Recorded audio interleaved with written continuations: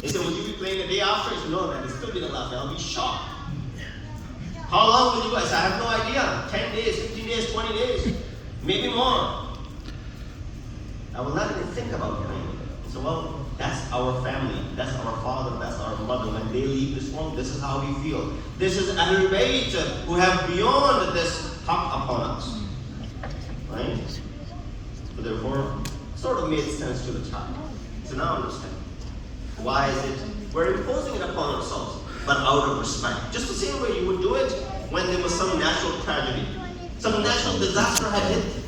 And here we go ahead and enjoy ourselves. How would it look? Similar is the case when we commemorate this. The Imam said, إِنَّمَا شِيعَتُنَا مَنْ تَابَعَنَا وَلَمْ يُخَالِفُنَا. Our followers are those who follow us and don't do our mukhalifat. Our majalis and the intention behind them, all of this wealth has come to us as a result of great sacrifice. This wealth of knowledge that has come to us. This deen that has come to us. It is marhun minnat of the sacrifices of Sayyid Shuhada. As we hear this often, Deen Islam is Muhammadiyul Hudud, Husayniyul Baqa. Right? Hudud of this religion is from Prophet, no doubt about it. He is the one who brought this message to us. He's the last of the messengers. He brought this message. But let me give you the example. He left this world 11th year after Hijrah. Within 50 years, who's being killed? His own grandson. So he did bring the religion. I have the Quran are there, but they're being neglected. So who is going to be the baqa of this religion? Someone has to give sacrifice. And that was the sacrifice of Sayyid Shuhada. So these gatherings are a significant asset for the community, serving as a means of their education, their training. Here one can learn the manners, receive teachings from Quran, hadith, speeches about philosophy, history, beliefs, and ethics. And more importantly, the whole azan is there to train us. It's a tarbiyat God. Right? You study and you gain knowledge. But just knowledge is not enough. The tarbiyat and the training along with that knowledge. I can attain the biggest degree, double PhD in something. But if I'm not practicing it, I'm the best surgeon out there as far as my degree is concerned, but I never practiced one day. I'm the best lawyer, but I never fought any cases. I'm the best at what I am. Or a marja taqlid. I attained that knowledge, was for myself, but I never preached it. Kept it to myself. So practice is very important. Training is there. So this darsgah that we have, this institution that we have in the month of Muharram, is one of the best institutions there is. Young, old, men, women, all are invited to it. Muslim, non-Muslim, Shia, Sunni, all are invited to it. Because Hussein is not just one, belongs to one sect or one group. Hussein is universal. His message is universal. When his message is universal, everyone's invited. Nobody will come to listen to the majlis and the sacrifices of Sayyid al-Shuhada and say, oh, this does not appeal to me. If provided and explained properly, everyone will say, you know, I am Hussein. So therefore, request, humble request. When you will be coming, inshallah, this place will be flooded with people, inshallah. That all over the places. And this is something which happens every year. You don't need to invite people for this. People come on their own. All walks of life, people walk. Be very mindful. We've arranged programs for younger kids. You send them over there, or you keep them with you. This is where the tarbiyat happens. Child, you may not even understand what the speaker is saying, but sitting with you is what he's going to remember when he grows up. That my father or my mother used to hold my hand and made me sit down and listen.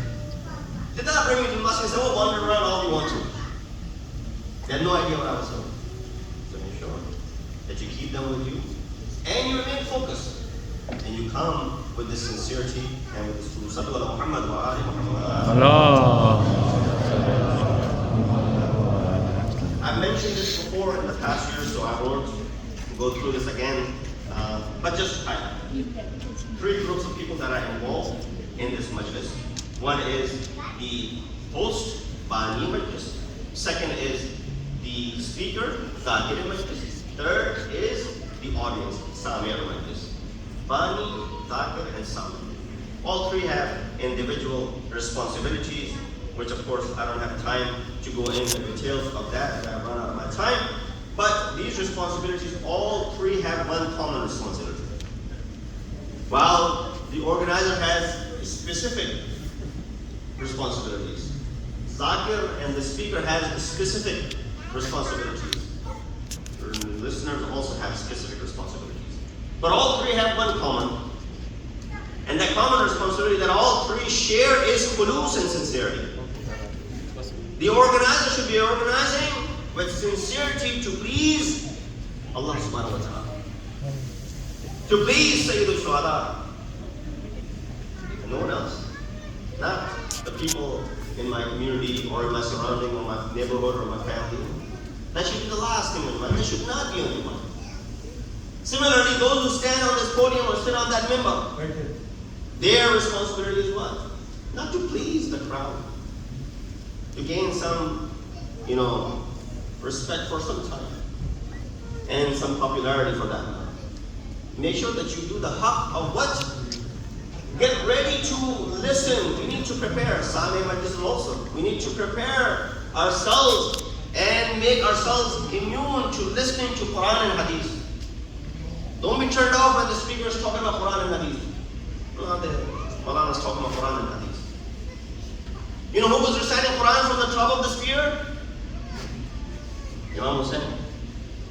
When his head is brought into Kufa, people had bear witness.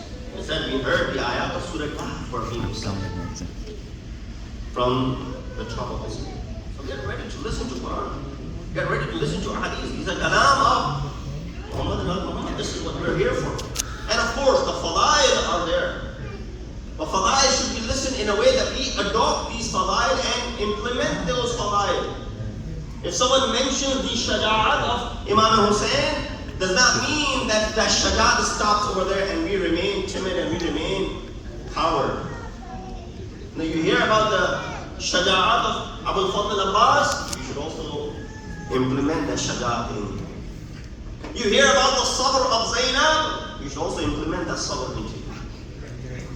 That's the implementation of the fadail, and of course the radhail, the bad traits of the enemy that are mentioned. Just stay away from those.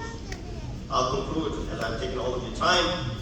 Similarly, Sami'in Majlis, you guys, audiences, you have a responsibility as well. Maintain sincerity. Whoever the speaker or scholar may be, attend the gathering punctually. When a famous person arrives, people form queues. But if an unknown speaker comes, people tend to arrive at their own time. Majlis will start on its own, so is the speaker, it's not really attractive, so what? We'll go, just as a formality. What is your aqidah? Who comes to the majlis? So you should come to the majlis at the time that is given or at the time when you come. If that host of your majlis is sitting there and you're arriving late, just see how it makes you feel. It becomes evident that we came not for the sake of the remembrance of Hussein, but because of the reputation of the speaker. We didn't come for Zikr Hussein, we came for Zakir Hussein. That should not be the case. However, the organizers of the majalis should still invite good and knowledgeable speakers in order for us to benefit a great deal from them. So, Ayyam Azad are upon us, and make sure that we take care of the sanctity of this Azad of Sayyid al-Shuhada.